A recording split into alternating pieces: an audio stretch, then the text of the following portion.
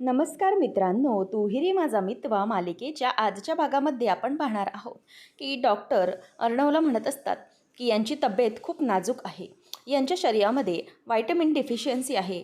त्याचप्रमाणे त्यांचं हिमोग्लोबिनही खूप कमी आहे आणि त्यांना खूप विकनेस आलेले आहेत. त्यांना मी ज्या गोळ्या दिल्या होत्या त्या त्याच्यासाठीच दिल्या होत्या, परंतु काही दिवस त्यांनी गोळ्या घेतल्या नाही आहेत. त्यामुळे त्यांच्यावरती ही मेडिकल इमर्जन्सी आली आहे आणि नशीब समजा की काही चुकीचं घडलं नाही आणि बाळाला किंवा आईला काही जास्त त्रास झाला नाही, नाहीतर प्रीमॅच्युअर डिलिव्हरी करावी लागली असती. आता तुम्ही यांच्या तब्येतीवर व्यवस्थित लक्ष द्या. तेव्हा अर्णव म्हणतो की डोंट वरी डॉक्टर, आता अशी वेळ ताईवर येणार नाही. नंतर मग डॉक्टर सिस्टरला म्हणतात काही आणखी गोळ्या देते त्या प्लीज लिहून घ्या. डॉक्टर निघून जातात. आता अर्णव म्हणतो की ताई, मी ना आता तुझं काहीही ऐकून घेणार नाही आहे. आता तू सगळं बाजूला ठेव आणि प्लीज घरी चल. आता इतकी मोठी गोष्ट घडली आहे, जर काही चुकीचं घडलं असतं तर काय केलं असतंस तू सांग मला. त्यामुळे अजिबात मी कोणाचं आता काही ऐकून घेणार नाही आहे, तू चल. तेव्हा मग अंजली म्हणते की यांचा ज्या घरात अपमान झाला आहे त्या घरात मी येणार नाही आहे. तेव्हा मग अंजलीला आजी म्हणते की अगं असं काय करतेस तू? अगं यापेक्षा सगळ्यापेक्षा जास्त तुझी तब्येत महत्त्वाची नाही आहे का? ठीक आहे, तू तुझ्या नवऱ्यासाठी आजवर हा हट्ट धरलास ना, आता तुझ्या बाळासाठी एवढं लक्षात ठेव की तुझं बाळ सगळ्यात जास्त महत्त्वाचं आहे. कुठल्याही अहंकारापेक्षा आता तू आणि तुझ्या बाळाची तब्येत जास्त महत्त्वाची आहे, समजलं? ईश्वरी म्हणते की ताई, तुम्ही प्लीज काळजी करू नका. तुम्ही तसं म्हणत असाल तर आम्ही जिजूंचा सगळा मान करू. त्यांना कुठल्याही प्रकारचा तिथे त्रास होऊ देणार नाही.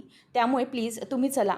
असं म्हटल्यावर आता मामा तिच्याकडे बघत राहतो की हे काय ईश्वरी कोणत्या मातीची बनली आहे, इतकं राकेश करतोय तरीही ती ताईला खुश ठेवण्यासाठी काहीही करायला तयार आहे. तेव्हा मग अर्णव पण गप्पच बसतो. तोही ईश्वरीला टोकत नाही, कारण ताई येण्यासाठी ईश्वरी सगळं करते. तेव्हा मग ईश्वरी असं म्हटल्यावर अंजली म्हणते की ठीक आहे, मी यायला तयार आहे घरी, पण माझी एक अट आहे. यांना विचारल्याशिवाय मी तिथे येऊ शकणार नाही आहे. आणि तसंही ज्या बाबतीत त्यांचा अपमान झाला आहे ते तर मला विसरण्यासारखं नाहीच आहे, म्हणून मला यांना विचारायला हवं. आणि माझी एक महत्त्वाची अट असणार आहे, त्याशिवाय मी तिथे येणार नाही. तेव्हा आजी म्हणते की कोणती अट आता अंजू? तेव्हा ती म्हणते की अशी अट असणार आहे की त्यांना जावयाचा मान त्या घरात मिळाला पाहिजे पुन्हा एकदा, कारण त्यांचा जो अपमान झाला आहे तो मी बघवला गेला नाही आहे आणि मी ते विसरलेही नाही आहे. त्यामुळे त्यांना या घरात जावयाचा मान मिळाला पाहिजे. त्यावेळेला अर्णव म्हणतो की ठीक आहे, सगळं काही मिळेल, पण ताई तू चल. तेव्हा आजी म्हणते की हे बघ, मला एक गोष्ट कळते अंजू, की तुला आता तुझी तब्येत बघितली पाहिजे. जावई बापू घरात नसतील तर तू एकटी काय करशील अशा अवस्थेत सांग? कधीतरी जास्त झालं तर मग काय करणार आहोत आपण? मामाही म्हणतो की हो अंजली, आता सगळ्यापेक्षा जास्त तू तुझ्या बाळाची काळजी कर, कारण की ते जास्त महत्त्वाचं आहे ना. आता अंजली म्हणते की मी यांना अगोदर विचारते आणि मगच निर्णय घेते. नंतर राकेशला ती फोन लावते आणि राकेश म्हणतो की काय कटकट आहे यार, हॉस्पिटलमध्येही गेली आहे तरी सारखी कॉलच करते मला. तेव्हा तो रागाने फोन उचलतो आणि म्हणतो की अंजली, अगं मी कामामध्ये आहे, तू काय फोन करतेस मला? तेव्हा मग ती म्हणते की अहो, मला तुम्हाला एक गोष्ट सांगायची होती, मी हॉस्पिटलमध्ये. तेव्हा तो मुद्दाम नाटक करतो की अंजली काय काय झालं काय तुला, तू अचानक हॉस्पिटलमध्ये कशी? तेव्हा मग ती म्हणते की हो ॲक्च्युली इमर्जन्सी आली, मला अचानक त्रास व्हायला लागला आणि मी ॲडमिट झाले आहे. तेव्हा मग ती म्हणते की काळजी करू नका, घरचे सगळे आहेत माझ्यासोबत. तेव्हा तो म्हणतो की आहेत ना ते लोक, बरं झालं. मनातच म्हणतो की मला बरंच झालं, ते लोक आहेत तर जा त्यांच्याच बरोबर. तेव्हा मग मनातच आता राकेश म्हणतो की बरं झालं हे लोक गेले ते. आता मग राकेश म्हणतो की तुझी तब्येत ठीक आहे ना गं, आणि सगळे आहेत हे बरं झालं, कारण मला पुढचे 3-4 दिवस तिथे येता येणार नाही आहे. तेव्हा ती म्हणते की हो म्हणजे तसं काहीच नाही आहे, मी ठीक आहे, कारण घरातले आहेत सगळे माझ्याबरोबर आणि मला आता सगळे हट्ट करतायत की माझ्याबरोबरच तिकडे घरी चल म्हणून. मला तिकडे सगळे घरी घेऊन जात आहेत. तेव्हा मग राकेश म्हणतो की हो अंजली, तू नसतीस म्हणाली ना तरी मी तुला हेच म्हणालो असतो की तू प्लीज घरच्यांसोबत तिकडे घरीच जा, इथे थांबू नकोस, कारण इथे तू एकटी राहणं यामध्ये खूप रिस्क आहे सध्या, कारण तुझी डिलिव्हरी डेट जवळ आली, त्यामुळे तू प्लीज काळजी घे. तेव्हा अंजली म्हणते की काय करू मी, मलाच कळत नाही आहे, पण तुमचा तिथे अपमान. तेव्हा तो म्हणतो की हे बघ अंजली, मी महत्त्वाचा आहेच कुठे यावेळेला, मी आता यावेळेला जास्त महत्त्वाचा नाही आहे. त्यामुळे सगळ्यात जास्त महत्त्वाची आहेस तू आणि आपलं बाळ. त्यामुळे तू कसलाही विचार न करता, आणि माझा तर विचार करूच नकोस, कारण मी सध्या आता बाहेरच असणार आहे. त्यामुळे मला माझं कामही असं आहे की मागे वळता येत नाही आहे. प्लीज तू तिथेच जाऊन राहा आणि काळजी घे स्वतःची. कोणीही तुला काहीच बोलणार नाही आणि मला खात्री आहे की तुझी सगळेजणं तिथे अगदी उत्तम काळजी घेतील. आणि मी रिटर्न आल्यावर तिथेच भेटेन तुला. त्यामुळे आता कोणताही संकोच करू नकोस आणि तिथे जा. माझ्याबद्दल आता कुठलाही विचार करत बसू नकोस, असं तो तिला सांगतो. त्यानंतर अंजलीच्या डोक्यामध्ये तेच विचार सुरू असतात. ती म्हणते की बरं ठीक आहे चालेल, पण तुम्हीही लवकर या. तेव्हा तो म्हणतो की हो, माझं हे काम 3-4 दिवसात आटोपण्यासारखं नाही. मी जवळजवळ तरी प्रयत्न करतो 3-4 दिवसात रिटर्न येण्याचा. असं तो मस्तपैकी तिला अगदी निर्लज्जपणे बोलून दाखवतो आणि म्हणतो की बरं तू जा तिकडे, मी तुला भेटेन आल्यावर आणि हो काळजी घे स्वतःची. तो फोन ठेवतो आणि म्हणतो की अरे वा, म्हणजे माझे एका दगडात 2 पक्षी मारले गेले. मी इथे आलो काय, तिकडे अंजलीचाही तिकडे जाण्याचा बंदोबस्त झाला. म्हणजे नक्की काय होणार, तर आता मी तिकडे गेल्यावर मला डायरेक्ट त्या बंगल्यातच राहायला मिळणार, शिवाय समोर इंदोरी जिलेबीही दिसत राहणार, असं म्हणून तो मनातच खुश होत असतो. तेव्हा अंजली फोन ठेवते आणि नंतर आजी विचारते की काय म्हणाले जावई बापू. तेव्हा ती म्हणते की ते म्हणाले की तू जा, पण ते जरीही मला म्हणाले असले तरीही माझ्या काही गोष्टी आणि काही अटी या कायमच राहतील. तेव्हा मग आजी म्हणते की आता काय झाले अंजू, कोणत्या अटी. तेव्हा ती म्हणते की त्यांना त्या घरामध्ये मेन म्हणजे मानपान मिळालं पाहिजे, त्यांना जावयाचा मान मिळाला पाहिजे, त्यांना आश्रित असा मान कधीही मिळता कामा नये, इतकंच मला वाटतं. त्याशिवाय ते त्या घरात राहतील ते एक कुटुंब प्रमुख म्हणून. तेव्हा मामा म्हणतो की काय कुटुंब प्रमुख. तेव्हा ती म्हणते की हो, एक कुटुंब प्रमुख म्हणून ते त्या घरामध्ये वावरतील, त्यांना कोणीही बाकीची वागणूक द्यायची नाही आहे. तर मला असं समजलं तर मी तिथे येत नाही आहे. मग त्यावर अर्णव म्हणतो की ताई, तू जे काही म्हणशील ते आपण करायला तयार आहोत, पण प्लीज सध्या तुझी तब्येत जास्त महत्त्वाची आहे. तू बाकी कोणत्याही गोष्टींना प्रायोरिटी देऊ नकोस. तू चल आपण घरी जाऊया. तू या सगळ्या गोष्टींचा आता विचार करत बसू नको. बाळाची जास्त काळजी घे. ॲज अ मॉम तुला त्याची काळजी घेणं गरजेचं आहे. चल आपण जाऊया. आता अंजलीच्या या अटी मान्य केल्यानंतर ती पण आनंदाने यायला तयार झालेली असते. तेव्हा आता अंजलीचं औक्षण ईश्वरी करायला पुढे येते. ताई तुम्ही घरात पुन्हा आल्यात त्यामुळे थोडंच तुमचं स्वागत आहे. त्यावेळेला ती म्हणते की 1 मिनिट थांब आजी, माझं औक्षण तू जरा करशील का प्लीज, कारण की तू जर माझं औक्षण केलंस ना तर मला ते जास्ती आवडेल. आता ईश्वरी ही अंजलीला हळद कुंकू लावायला जाणार तेवढ्यातच ती तिला थांबवते आणि एखाद्या सुवासिनीचा अपमान करून ती तिला बाजूलाच करून आजीला तिचं औक्षण करायला सांगते. आता अंजलीचं हे वागणं पाहून घरातल्या सगळ्यांनाच खूप त्रास होतो, कारण की अंजलीसाठी ईश्वरी इतकं करते, परंतु अंजली तरीही तिची अगदी हडसतुडीस करते. ते तिला अजिबातच कोणाला आवडत नसतं. त्यामुळे सगळेजणं आता अंजलीकडेच बघत असतात, कोणीच काही तिला बोलत नाही. आता आजी ही गपचूप पुढे येते, कारण की अंजलीला घरात घ्यायचं असतं, त्यामुळे तिचं म्हणणं पण टाळता येत नाही. त्यामुळे ईश्वरी आता आजीजवळ ते औक्षणाचं तबक देते आणि अंजलीच्या बाजूला ती जाते, म्हणजेच अर्णवच्या मागे येऊन उभी राहते. आता ताईचं ते वागणं पाहून ईश्वरीला खूपच वाईट वाटलेलं असतं. तेव्हा आजी आता अंजलीचं औक्षण करते. आजीच्याही चेहऱ्यावरती जरा दुःखच असतं ईश्वरीला डावललं गेल्याचं, पण त्यावेळेला आजी आता तिच्याकडे बघते. अंजली मात्र तिच्याकडून व्यवस्थित औक्षण करून घेते. अर्णव हा ताई घरी आली त्यामुळे आनंदात असतो आणि ईश्वरीही त्याच आनंदात बिचारी आनंद मानत असते. तेव्हा आता आजी औक्षण करून तिला आतमध्ये घेते. मामा म्हणतो की अंजली ये बाळा, आतमध्ये ये. आणि त्यानंतर अंजली म्हणते की जरीही मी या घरात येत असले तरीही कोणी प्लीज गैरसमज करून घेऊ नका. माझ्याबरोबर जे काही घडलं आहे, माझ्या नवऱ्याला जी काही वागणूक मिळाली ना, ते मी अजूनही विसरलेले नाही आहे. त्यामुळे प्लीज तुम्ही सगळेजणं जो काही विचार करताय की मी सगळं विसरून आले, तर असं अजिबातच नाही आहे. चिंटू, तुला वाटत असेल की मी इथे घरात कायमचे राहायला आले, पण असं नाही आहे. मी आता इथे फक्त माझ्या डिलिव्हरीपर्यंत असणार आहे. मी बाळंतपणासाठी इथे आले आहे बस. एकदा की माझी डिलिव्हरी झाली, सगळं व्यवस्थित झालं की मी माझ्या घरी पुन्हा निघून जाणार आहे. त्यामुळे मी या घरात पुन्हा राहायला आली आहे असा संभ्रम कोणीही बाळगू नये, असं ती सरळ बोलते. आणि यामुळे मामालाही जरासा तिचा राग आलेला असतो. आणि तेव्हा आता ईश्वरीकडे बघून ती मुद्दामच हा सगळा टोमणा मारत असते. ईश्वरीलाही तिने मारलेला टोमणा अगदी व्यवस्थितपणे कळालेला असतो, पण ईश्वरी त्यावर काहीही तिला बोलत नाही.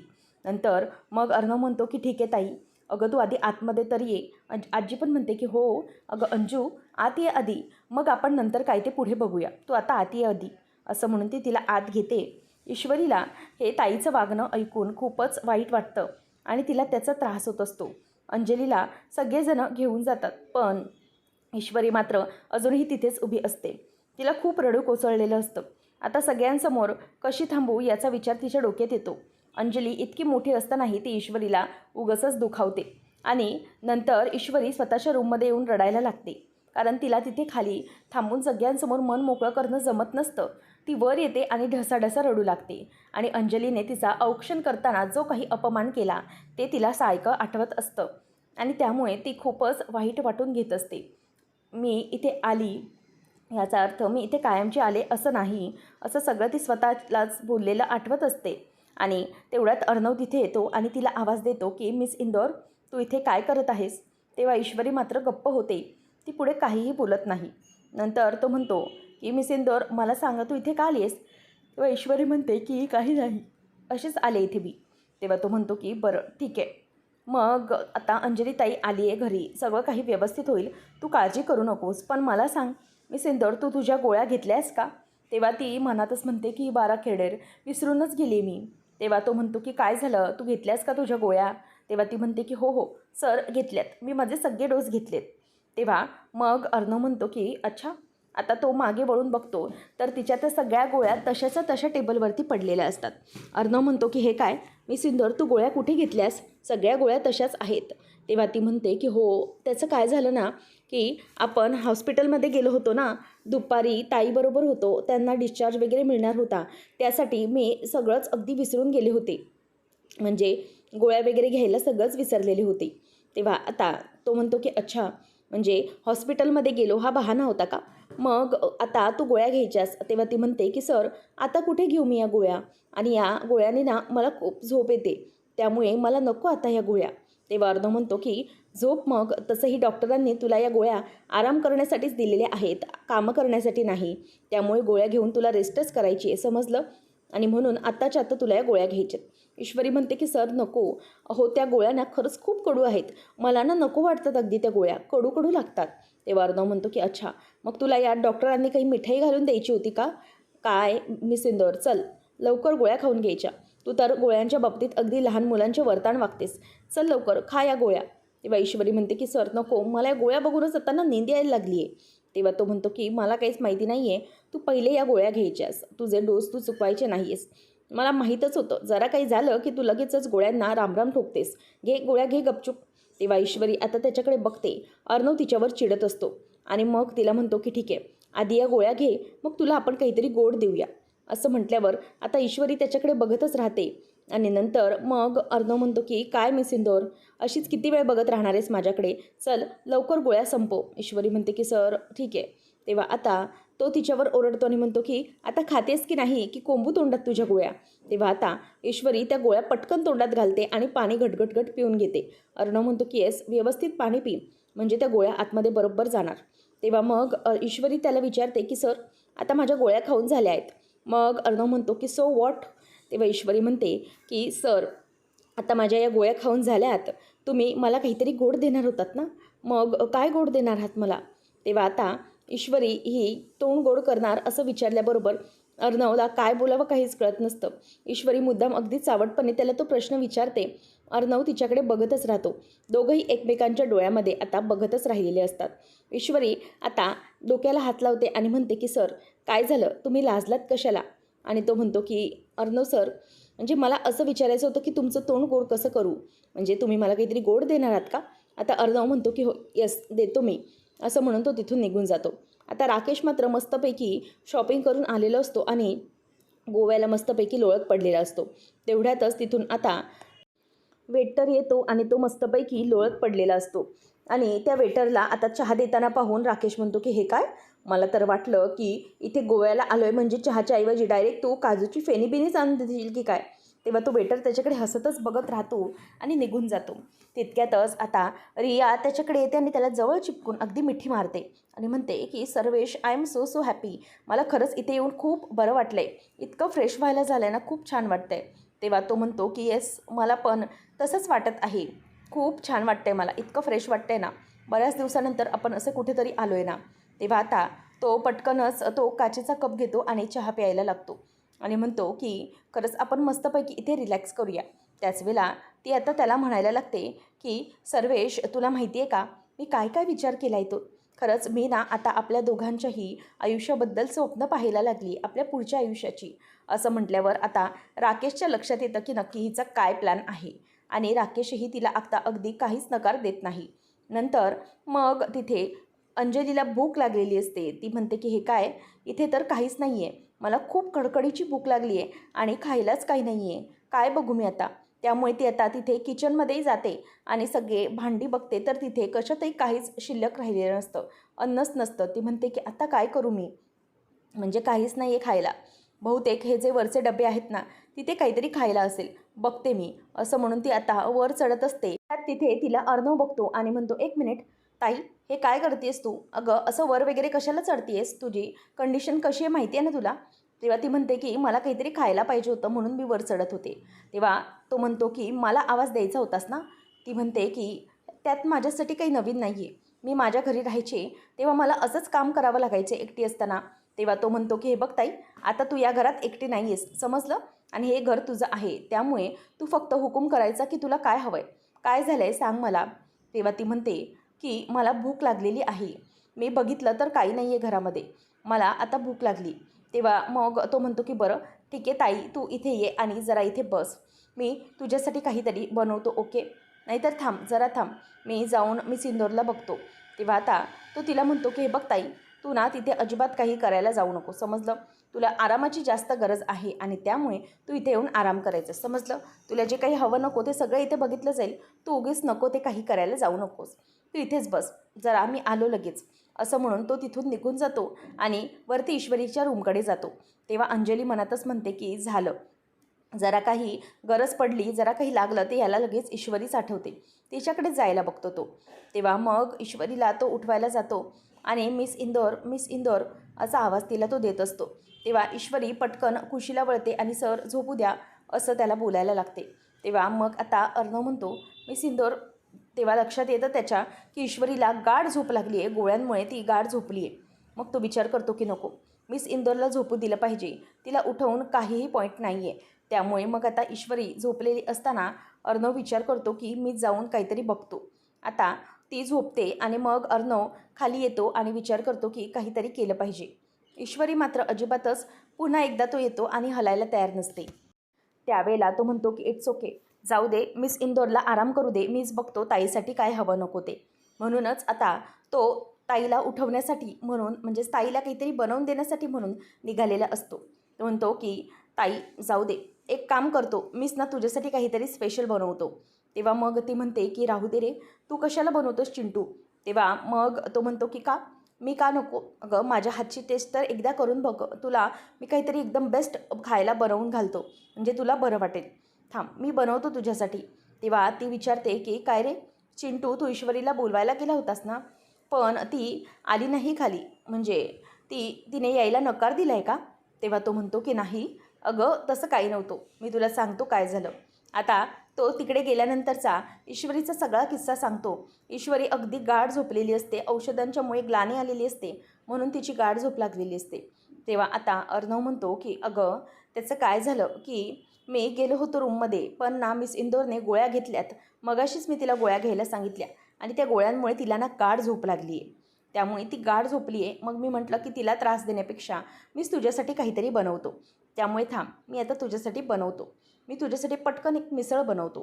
तेव्हा ती म्हणते की मिसळ, अरे त्याच्यासाठी मोड आलेले मटकी वगैरे लागते, आहे का. तेव्हा तो म्हणतो की नाही आहे आता माझ्याकडे, पण बघ मी कशी इन्स्टंट बनवतो ते. तेव्हा आत्ता मी लगेच रेसिपी बघतो आणि बनवतो. तेव्हा मग तो पटकन मोबाईलवर रेसिपी बघतो आणि बनायला सुरुवात करतो. कांदा, टोमॅटो असं काय काय त्याच्यामध्ये असतं आणि ते सगळं तो रेसिपी बघायला सुरुवात करतो आणि म्हणतो की ताई तू नको काळजी करूस, मी करतो आहे ना, तुझं पोट भरणार नक्की. तेव्हा मग ती म्हणते की चिंटू अरे उगीचच ना मी तुला कामाला लावलं, उगीच माझ्यासाठी तू कामाला लागलास. तेव्हा तो म्हणतो की अगं ताई त्यात काय ह्या इतकं, तुला आठवतं आहे मी लहानपणी तुझ्याकडे काय काय हट्ट करायचो, मला हे खायला हवं आहे, मला ते खायला हवं आहे, आणि मग तू मला ते सगळं बनवून द्यायचीस, माझे सगळे हट्ट पुरवायचीस, मग आता माझी वेळ अशी समजायचं, आठवते ना तुला सगळं. तेव्हा मग अंजलीच्या गालावर हलकीशी गोड स्माईल येते. तेव्हा अर्णव म्हणतो की ठीक आहे, चल आता मी तुझ्यासाठी बनवतो मस्तपैकी मिसळ. आता सुरुवातीला हे टोमॅटो घेतो कापून आणि सगळी रेसिपी आता तो बघायला सुरुवात करतो. तेव्हा मग अंजली म्हणते की तुला सगळं येतं की काय बनवता?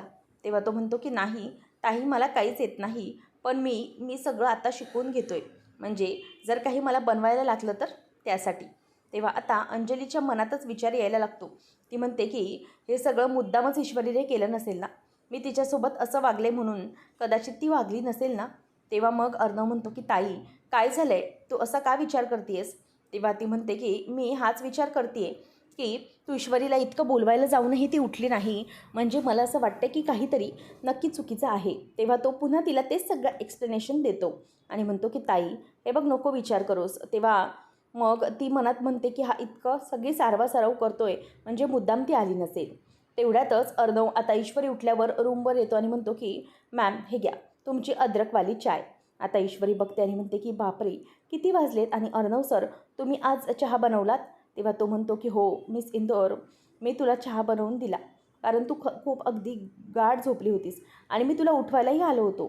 खरं तर ताईला भूक लागली होती आणि म्हणूनच मी तुला उठवायला आलो होतो की तिला काहीतरी खायचं आहे, पण तू गाढ झोपली होतीस म्हणून मग मीच काहीतरी बनवलं. तेव्हा मग ईश्वरी म्हणते की बाराखेडेर, हे काय करून बसले मी अंजली ताईला इथे आपण राहायला बोलवलं आणि त्यांची काळजी नाही घेऊ शकले. त्यांना काहीतरी भूक लागली होती तर मी तेही बघितलं नाही. बापरे, मला इतकी झोप कशी लागली ना मलाच कळलं नाही. मला खरंच म्हणजे अंजली ताईंना वाईट वाटलं असेल ना की मी असं केलं, म्हणून त्यांच्याशी बोललं पाहिजे. तेव्हा मग अर्णव म्हणतो की डोंट वरी, मी ताईला मस्तपैकी मिसळ बनवून दिलेली आहे, ती मिसळ ताई खाते. तेव्हा मग ईश्वरी म्हणते की असे घोडे बेचके खरंच झोपून गेली मी, पण खूप मोठा प्रॉब्लेम होऊन बसला ना. तेव्हा अर्णव म्हणतो की मिस इंदोर काहीच प्रॉब्लेम नाही आहे, कळलं ना, तू उगीच जास्त त्रास करून घेऊ नकोस, काळजी घे स्वतःची. त्याच वेळेला मग आता ईश्वरीला कसं तरी होत असतं आणि तिला चक्कर येत असते. तेवढ्यातच आता अर्णव तिला सावरतो आणि म्हणतो की एक मिनिट मिस इंदोर थांब. त्यावेळेला आता ईश्वरी म्हणते की सर पण ताईंना काय वाटलं असेल, त्यांनी काहीतरी गैरसमज करून नाही ना घेतलं असेल की मी मुद्दाम तिथे गेली नाही, असं नाही ना वाटलं असेल त्यांना. तेव्हा मग तो म्हणतो की नाही तसं काहीच वाटलेलं नाही आहे, मी ताईला सगळं एक्सप्लेन केलं आहे की तुला गोळ्या घेतल्यामुळे झोप लागली, म्हणून काळजी करू नकोस. तेव्हा आता ईश्वरीला अर्णव समजावतो आणि चहा घ्यायला सांगतो. तितक्यातच आता अंजली मस्तपैकी तिच्या रूममध्ये मिसळचा आस्वाद घेत बसलेली असते. तेव्हा आता मामी येते तिचे कान भरायला आणि म्हणते की हे काय अंजली, आज काय खात बसली असतं तुझ्या रूममध्ये? तेव्हा ती म्हणते की अगं मामी ये ना बस. तेव्हा मग ती म्हणते की काय काय चाललं आहे काय तुझं? तेव्हा ती म्हणते की अगं मस्तपैकी मिसळ खाल्ली, आता चहा. तेव्हा मग ती म्हणते की हे काय, तुला चहा कोणी बनवून दिला? तेव्हा ती सांगते की अगं चिंटू होता ना, चिंटूनेच मला चहा बनवून दिला आणि ना मला भूक पण लागली होती, तर मला मस्तपैकी त्याने मिसळ दिली आणि आता चहा बनवून दिला आहे, तो मस्तपैकी पिते मी, खरंच खूप बरं वाटतं आहे. तेव्हा मग मामी म्हणते की हे काय, मग ती ईश्वरी? तेव्हा ती सांगते की ईश्वरी ही तिच्या रूममध्ये झोपली होती, म्हणजे तिला खूप असा थकवा आल्यासारखं झालं आहे ना, आणि औषधं घेतली होती म्हणून. तेव्हा लगेच मामी म्हणते की हे काय, रूममध्ये झोपली होती? अगं मला तर मगाशी ती मार्केटमध्ये गेली होती, तेव्हा तिचा फोन आला होता की मला काय सामान हवं आहे का, जवळजवळ 15-1 मिनटं माझ्याशी बोलत होती ती, मग अचानक असं का बोलला तुला तो? तेव्हा ती म्हणते की काय ईश्वरी मार्केटमध्ये गेली? तेव्हा मग वल्लरी म्हणते की हो अगं तसंच झालं ना, तिचा फोनच आला होता मला तसा. मग वल्लरी तिला चांगलंच भरवून लावते आणि मग अंजली म्हणते की वाटलंच मला काहीतरी ना चिंटू माझ्यापासून लपवण्याचा प्रयत्न करतो. वल्लरी म्हणते की कदाचित तू तिच्याबरोबर अशी वागलीस ना, त्यामुळे ती तुझ्यासोबत तशी वागली असेल, त्यामुळे जाऊ दे, विचार नको करू, तुला दिलं ना अर्णवने करून सगळं, राहू दे. आणि चहा पण मी माझाच बनवून घेतला आहे, मला काही ईश्वरीने वगैरे दिलेला नाही आहे, असं मामी बोलून दाखवते. आणि ती बरोबरच तिच्या मनामध्ये विष कालवायला अगदी व्यवस्थित रेडी हो राहते. तर आता अर्णव हा त्याच्या शिर्केला सांगत असतो की शिर्के, त्या धुमाळबद्दल काही समजलं आहे का? तर तो नाही असं म्हणतो. अर्णव सांगतो की आता एक काम करा, तो कुठेही सापडत नसेल ना, तर त्याच्या रेसिडेन्शियलच्याच लोकेशनमध्ये एखादा बंगला किंवा फ्लॅट काही बघता येतील का बघा, आणि आपली माणसं पाळत ठेवण्यासाठी तिथे त्याच्या आसपासच बाजूला ठेवा. तेव्हा मग शिर्के म्हणतात की सर हे सगळं खूप कॉस्टली जाईल. तेव्हा मग अर्णव म्हणतो की सो वॉट, मला ॲट एनी कॉस्ट तो धुमाळ हवा आहे आणि त्याची सगळी इन्फॉर्मेशन मला हवी आहे. त्याने मिस इंदोरवर हल्ला करण्याचा प्रयत्न केला आहे शिर्के, त्यामुळे त्याला पकडणं ही माझ्यासाठी सगळ्यात पहिली प्रायोरिटी आहे. त्यामुळे मी तुम्हाला जे सांगितलं आहे ते करा. आजूबाजूला तिथे प्रॉपर्टीवर लक्ष ठेवा आणि त्यानंतर मग त्या धुमाळला आपल्याला शोधायचं आहे. वल्लरी म्हणते की हा अर्णव त्या धुमाळचा पिच्छा सोडायलाच तयार नाही आहे, कारण की मी त्या धुमाळला सांगितलं तर तो ऐकत नाही आणि अर्णव आता ऐकत नाही. त्यामुळे मला असं काहीतरी केलं पाहिजे की अर्णव इथे घरातच अडकून राहिलं पाहिजे. पुढच्या भागामध्ये आपण पाहणार आहोत की सगळ्यांना जेवायला खाली पंगत वाढलेली असते. सगळ्यांचं जेवण झालेलं असतं आणि त्याच वेळेला जेवण अर्णव आणि ईश्वरी मिळून सगळेजण आपापली पानं उचलत असतात.